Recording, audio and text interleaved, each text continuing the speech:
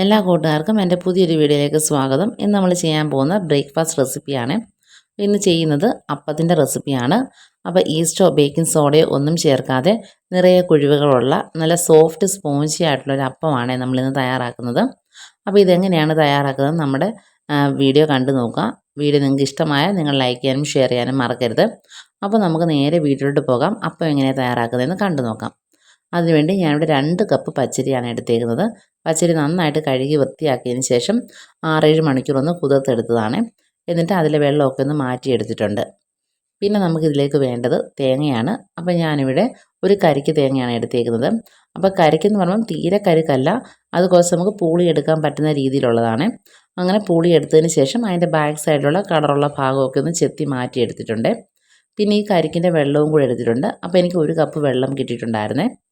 ഇനി നമുക്കിത് അരച്ചെടുക്കണം. അതിനുവേണ്ടി ഒരു മിക്സിയുടെ വലിയ ജാർ എടുക്കാം. അപ്പോൾ ഞാനിവിടെ 2 ട്രിപ്പായിട്ടാണ് ഞാനിത് അരച്ചെടുക്കുന്നത്. കാരണം 2 കപ്പ് അരി ഉണ്ടായിരുന്നല്ലോ. അപ്പോൾ അത് കാരണം നമുക്ക് 2 ട്രിപ്പായിട്ട് 2-3 ട്രിപ്പായിട്ട് നിങ്ങൾക്ക് അരച്ചെടുക്കാമേ. അപ്പോൾ ആദ്യം നമുക്ക് കുറച്ച് പച്ചരി നമുക്ക് മിക്സിയുടെ ജാറിലേക്ക് ആക്കി കൊടുക്കാം. ഇനി നമുക്കിതിലേക്ക് ചേർക്കേണ്ടത് കുറച്ച് തേങ്ങ. നമ്മൾ എടുത്ത് വെച്ച തേങ്ങയിൽ കുറച്ച് തേങ്ങ ചേർത്ത് കൊടുക്കാം. പിന്നെ എടുത്ത് വെച്ചിട്ടുള്ള നമ്മുടെ കരിക്കിൻ്റെ വെള്ളം, ആ വെള്ളത്തിൽ കുറച്ചുകൂടെ ചേർത്തിട്ട് നമുക്ക് നന്നായിട്ട് പേസ്റ്റ് പോലെ അരച്ചെടുക്കണം. അപ്പോൾ ആദ്യത്തെ ട്രിപ്പ് നമ്മളിവിടെ നന്നായിട്ടൊന്ന് അരച്ചെടുത്തിട്ടുണ്ട്. അപ്പോൾ കൈ വെച്ച് നോക്കുമ്പോൾ ഞാൻ കാണിച്ചു തരാം. നല്ല പേസ്റ്റ് പോലെ വേണം നമ്മളിത് അരച്ചെടുക്കാനായിട്ട്. അപ്പോൾ ഈ ഒരു രീതിയിൽ നമുക്ക് അരച്ചെടുത്തിട്ട് നമുക്കിത് ബൗളിലേക്ക് മാറ്റി കൊടുക്കാം. പിന്നെ നമ്മൾ ഈ മാവ് അരച്ചെടുക്കുന്ന സമയത്ത് ഒത്തിരി ലൂസായി പോകാനും പാടില്ലേ, അത് നിങ്ങളൊന്ന് ശ്രദ്ധിക്കണേ. പിന്നെ നമുക്ക് അടുത്ത ബാച്ചും കൂടെ നമുക്കിതുപോലെ ഒന്ന് അരച്ചെടുക്കാം. അപ്പോൾ അടുത്ത ബാച്ചിലേക്ക് ഞാൻ ബാക്കിയുള്ള പച്ചരിയും ചേർത്ത് കൊടുക്കുന്നുണ്ട്. പിന്നെ ബാക്കിയുണ്ടായിരുന്ന നമ്മളുടെ തേങ്ങയും ചേർക്കുന്നുണ്ട്. പിന്നെ ബാക്കിയുണ്ടായിരുന്ന തേങ്ങയുടെ വെള്ളവും ചേർക്കുന്നുണ്ട്. അപ്പോൾ എനിക്കിപ്പോൾ ഇവിടെ 1 കപ്പ് തേങ്ങയുടെ വെള്ളം കിട്ടിയിട്ടുണ്ടായിരുന്നു. അതുകൊണ്ടാണ് ഞാൻ ഈ തേങ്ങ വെള്ളം മാത്രം യൂസ് ചെയ്തത്. നിങ്ങൾക്കിപ്പോൾ 1/2 കപ്പ് വെള്ളമാണ് കിട്ടുന്നതെങ്കിൽ 1/2 കപ്പ് തേങ്ങയുടെ വെള്ളമേ നിങ്ങളുടെ കയ്യിലുള്ളൂ എങ്കിൽ ബാക്കി നിങ്ങൾ സാദാ വെള്ളവും കൂടെ ചേർത്ത് അതൊന്ന് അഡ്ജസ്റ്റ് ചെയ്താൽ മതി.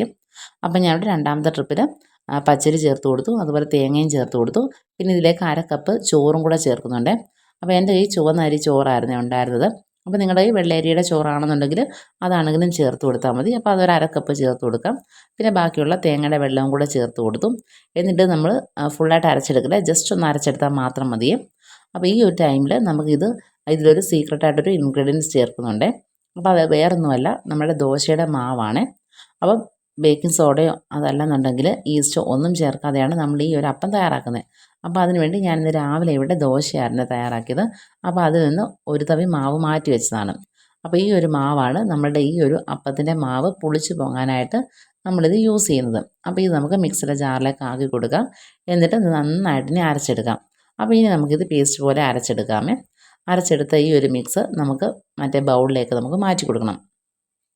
അപ്പോൾ നമ്മൾ ഈ ഒരു രീതിയിലാണ് നമ്മൾ ഈ ഒരു മാവ് തയ്യാറാക്കിയെടുത്തേക്കുന്നത്.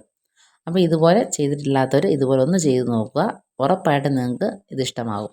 ഇനി നമുക്ക് നന്നായിട്ട് മിക്സ് ചെയ്തതിന് ശേഷം അടച്ച് വെച്ചിട്ട് നമുക്ക് രാവിലെയാണ് ഇത് നമ്മൾ അപ്പം ചുട്ടെടുക്കുന്നത്. അപ്പോൾ ഞാനിപ്പോൾ രാത്രിയിലാണ് ഇത് ചെയ്തെടുക്കുന്നത്. ഒരു 8 മണിക്കൂർ കഴിഞ്ഞിട്ട് നമുക്കിത് ചുട്ടെടുക്കാം. അപ്പോൾ രാത്രി ഞാൻ മാവ് തയ്യാറാക്കി വെച്ചു. എന്നിട്ട് രാവിലെ ആയ സമയത്ത് നമുക്കിപ്പം അപ്പം ചുടാനായിട്ട് എടുക്കുന്ന സമയത്ത് നന്നായിട്ട് പൊന്തി വന്നിട്ടുണ്ടായിരുന്നേ. അപ്പോൾ പാത്രത്തിൽ നിന്നൊക്കെ പുറത്തേക്ക് ചാടി വന്നിട്ടുണ്ടായിരുന്നു നമ്മുടെ ഈ മാവൊക്കെ. ഇപ്പം നിങ്ങൾക്ക് കാണുമ്പോൾ തന്നെ ഇത് മനസ്സിലാകും എത്രത്തോളം നമ്മളുടെ ഈ മാവ് റെഡി ആയിട്ടുണ്ടെന്നുള്ളത്. അപ്പം ബേക്കിംഗ് സോഡയോ അല്ലെങ്കിൽ ഈസ്റ്റോ ഒന്നും ചേർക്കാതെ തന്നെയാണ് നമുക്ക് ഈ മാവ് ഇവിടെ റെഡിയായി കിട്ടിയേക്കുന്നത്. അപ്പോൾ രാവിലെ നമ്മൾ ദോശയോ അല്ലെങ്കിൽ ഇഡ്ഡലിയോ ഒക്കെ തയ്യാറാക്കുന്ന സമയത്ത് ആ ഒരു മാവിൽ ഒരു തവി മാവ് മാറ്റി വെച്ചിട്ടുണ്ടെന്നുണ്ടെങ്കിൽ നമുക്ക് ഇതുപോലെ അപ്പം തയ്യാറാക്കുന്ന സമയത്ത് യൂസ് ചെയ്യാവുന്നതാണ്. അപ്പോൾ ഇത്രയേ ഉള്ളൂ നമ്മുടെ മാവിൻ്റെ റെസിപ്പി എന്ന് പറയുന്നത്. അപ്പോൾ ഈ ഒരു രീതിയിൽ നിങ്ങളൊന്ന് ട്രൈ ചെയ്ത് നോക്കണേ. ഇനി നമുക്ക് അപ്പം ചുട്ടെടുക്കുന്ന സമയത്ത് നമുക്കിതിലേക്ക് ഉപ്പ് ചേർത്ത് കൊടുക്കാം. അതുപോലെ നിങ്ങൾക്ക് ഇഷ്ടമാണെന്നുണ്ടെങ്കിൽ 2 ടേബിൾ സ്പൂൺ പഞ്ചസാരയും ചേർത്ത് കൊടുക്കാവേ. ഞാനിപ്പോൾ ഇവിടെ പഞ്ചസാരയൊന്നും ചേർത്ത് കൊടുക്കുന്നില്ല, ഉപ്പ് മാത്രമേ ചേർക്കുന്നുള്ളൂ. ഉപ്പും കൂടെ ചേർത്തിട്ട് നന്നായിട്ടൊന്ന് മിക്സ് ആക്കി എടുക്കണേ. അതിനുശേഷം നമുക്ക് അപ്പം ചുട്ടെടുക്കാം. അപ്പോൾ ഈ ഒരു രീതിയിൽ നിങ്ങളൊന്ന് ട്രൈ ചെയ്ത് നോക്കുക. ട്രൈ ചെയ്ത് നോക്കിയിട്ട് നിങ്ങളുടെ ഫീഡ്ബാക്ക് അറിയിക്കണം. അപ്പോൾ ഈസ്റ്റോ ഒന്നും ചേർക്കാതെയല്ലേ നമ്മൾ ചെയ്തെടുക്കുന്നത്. അപ്പോൾ ഇതിൽ ഹെൽത്തി ആയിട്ട് നമുക്ക് ചെയ്തെടുക്കാൻ പറ്റുന്നതാണ്. അപ്പം ട്രൈ ചെയ്ത് നോക്കുക. നല്ല സോഫ്റ്റ് സ്പോഞ്ചി ആയിട്ടുള്ള അപ്പമാണ് നമുക്കിത് റെഡിയായി കിട്ടുന്നത്. അപ്പോൾ ജസ്റ്റ് നമ്മൾ ദോശയൊക്കെ ചുട്ടെടുക്കുന്ന പോലെ ജസ്റ്റ് ഒന്ന് പരത്തി കൊടുക്കുക. നമുക്ക് വേണമെങ്കിൽ അടച്ച് വെച്ച് വേണമെങ്കിൽ കുക്ക് ചെയ്തെടുക്കാം, അല്ലെങ്കിൽ ഓപ്പണായിട്ടും കുക്ക് ചെയ്തെടുക്കാം. നിറയെ ഹോൾസൊക്കെ വന്നിട്ടുണ്ട്. എന്നിട്ട് ഞാനിപ്പോൾ ഇവിടെ 2ആയിട്ട് തിരിച്ചൊന്നും മറിച്ചിട്ട് കൊടുക്കുന്നില്ല, ജസ്റ്റ് ഇങ്ങനെ ഓപ്പൺ ചെയ്ത് മാത്രമേ കുക്ക് ചെയ്തെടുക്കുന്നുള്ളൂ. അപ്പോൾ ഇത്രയേ ഉള്ളൂ നമ്മുടെ റെസിപ്പി. ഈ റെസിപ്പി ഇഷ്ടമായാൽ നിങ്ങൾ ലൈക്ക് ചെയ്യാനും ഷെയർ ചെയ്യാനും പിന്നെ നമ്മുടെ ചാനലിലെ വീഡിയോ സബ്സ്ക്രൈബ് ചെയ്ത് കാണാവുന്നവരുണ്ടെങ്കിൽ ഒന്ന് സബ്സ്ക്രൈബ് ചെയ്ത് സപ്പോർട്ട് ചെയ്യാനായിട്ട് നോക്കണേ. അപ്പോൾ നമ്മുടെ അപ്പമൊക്കെ റെഡി ആയിട്ടുണ്ട്. അപ്പോൾ എല്ലാവരും ട്രൈ ചെയ്ത് നോക്കുക, ഫീഡ്ബാക്ക് അറിയിക്കുക. വീണ്ടും നമുക്ക് നല്ലൊരു റെസിപ്പിയുമായിട്ട് കാണാം. അതുവരേക്കും ബൈ. Thank you.